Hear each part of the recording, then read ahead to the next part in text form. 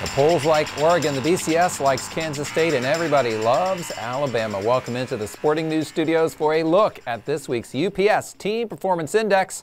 My name is Tom Vandervoort. Now, the TPI gives us a new way to rate and compare college football teams using statistical analysis. First, a separate index is developed for offense, defense, special teams, and miscues.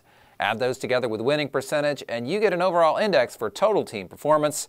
100 is average. 200 is perfect. Now, with a nail-biting 21-17 win at LSU, Alabama didn't really move the needle enough to leap over Kansas State for the top spot on the TPI.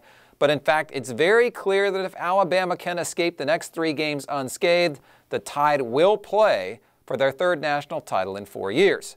Kansas State and Oregon also remain undefeated. But what can the Team Performance Index tell us about their remaining schedules?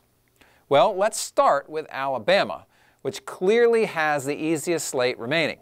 After a tough game against Texas A&M, which indexes 113.1 on the TPI, Alabama faces FCS team Western Carolina and then an Auburn squad that indexes well below average.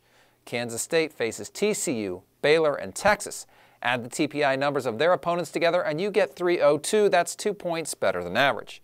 Oregon's schedule is where the numbers really jump up. They start with 3-7 Cal, but then face Stanford and Oregon State to finish off the regular season. Add those 3 teams' TPI number together and you get 325.6, an average of 108.5.